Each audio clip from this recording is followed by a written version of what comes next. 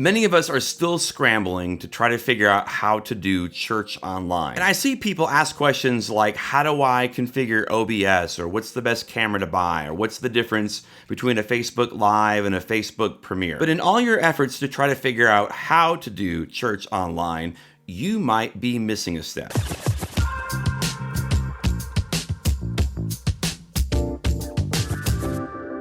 Hi, I'm Dave Dolphin at PracticalWorshipBlog.com, sharing ideas, tips, and practical advice for the everyday worship leader. And if you're brand new here, welcome. We are all about helping you lead a worship band and be a leader of people. If you haven't already, hit that subscribe button and you'll never miss another video. So in this day and age of not being able to gather together in person, and for our churches, the only way for us to do our Sunday services is online, a lot of us are trying to figure out new technologies and setting up cameras and learning new apps. But a lot of the questions that I'm seeing in Facebook groups and even here in the comment section on YouTube is all based around the idea of, how do I add cameras to what I'm already used to doing on a Sunday? Same worship band, same pastor preaching from the same pulpit, and all these questions are basically saying, how do I take that and just broadcast it on the internet? And I think we might be missing a step. We're used to having this live event where people come from all over and they gather in one place in this one big room. But now everyone is spread out in their homes all over the city, sitting on their couches, probably still in their pajamas, and they're interacting and engaging with your services either on their TV or an iPad. And those are two completely separate things. So before we go and try to figure out how we're going to do whatever it is that we're going to do, I think we need to give ourselves the chance to re-examine how we even do our services in the first place. A few weeks ago, I had a chance to speak at Worship Summit Live, and there I talked about the differences between doing church online only versus what we're used to doing in a building. Here's a clip from that session. But think about what we're doing right now in this moment. Even if you've been doing live streaming at your church for the last 5 years, 100% of the people that are engaging with our services, and we're using these services to help encourage people to grow in their relationship with God, 100% of them are experiencing it through a screen, whether it be their television, through their iPad, through their computer screen, their phone. And so I feel like the game is different, and we need to allow ourselves, if we haven't already, is we need to sit down with our teams and we need to give ourselves the permission to rethink everything, how we structure our services, how we do worship, how is the message, the order of our elements, even how long this is going to be. I think we need to make sure that we are spending time to rethink how we're doing things before we start then taking, okay, this is what we do. How do we add cameras? How do I mix my audio? How do I do all these different things? Here's a great example. Right when all of this COVID stuff was starting to kind of come down, like the NBA had just shut down their season, and we were starting to see the very beginning steps of, we might not be able to meet in church, when they were shutting down large groups. If you watched the Tonight Show with Jimmy Fallon, they did one show, they did their normal, but they didn't have a studio audience. So they tried to do everything normal, but they didn't have anyone in the audience except for maybe a couple of staff members, just because they were limiting the size of the groups that could meet together. And if you saw that, it was really awkward. It just removing that one element. They tried to do all the normal things, and the end result was a show that was really awkward to watch. And so they pivoted, they changed. If you've watched Jimmy Fallon lately in the last week or so, it's completely different.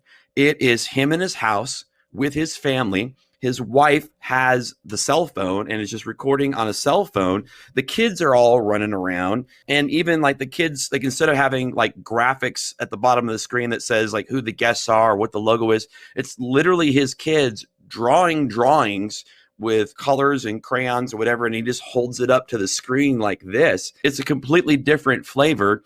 He does interviews with guests, but he does it through a Zoom call, and then they all stitch that together, and it's way lo-fi, but it's working. Like, if that's what you have to deal with, he's pivoted. He's, instead of saying, well, this is how we normally do it, we got to do it in the auditorium that we've always done it in.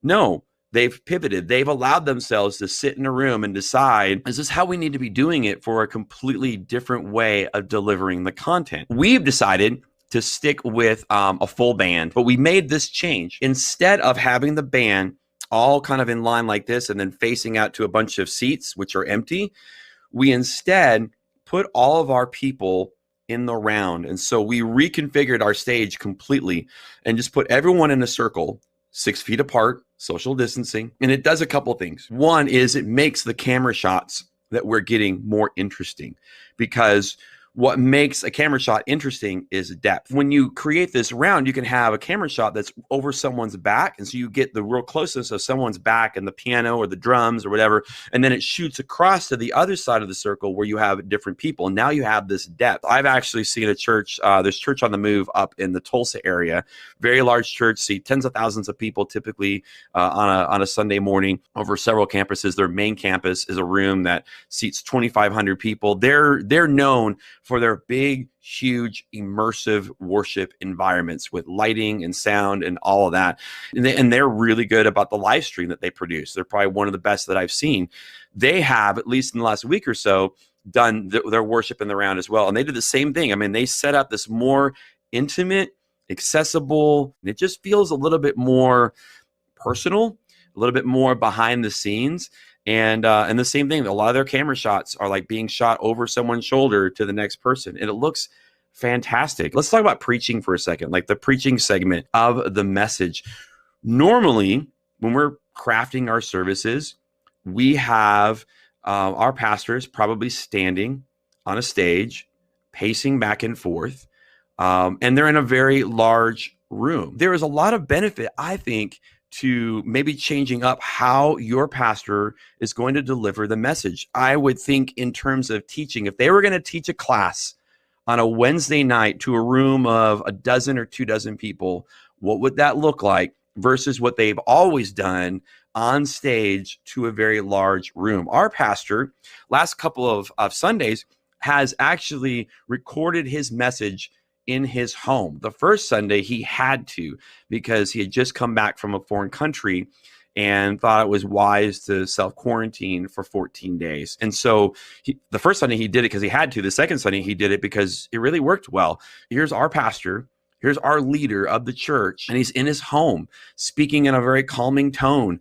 And you see pictures of his family back behind here. And, and the thing on his fireplace, it says home sweet home. And, it really worked well. And it was a shot, like the way it was framed was kind of like this, where it's like mostly of his face and a little bit of this, and you can see the whites of his eyes. And so I would think intimate, I would think small, I would think accessible. Now, maybe you have sat down and rethought through everything, how you're doing your services, and the conclusion that you came to is we need to keep doing what we're doing. Maybe it's the familiarity of your pastor preaching from your stage that brings comfort for your church and it makes it effective. Maybe you don't have the resources to pivot that drastically, and so something's better than nothing. I'm not saying that you have to do your services just like I described. I'm just saying create the space to at least ask the question. The situation and the needs involved look different, so it would make sense that the methods would look different as well. Brady Shear over at Pro Church Tools recently uploaded a video on the same exact topic. And so if you're curious what he has to say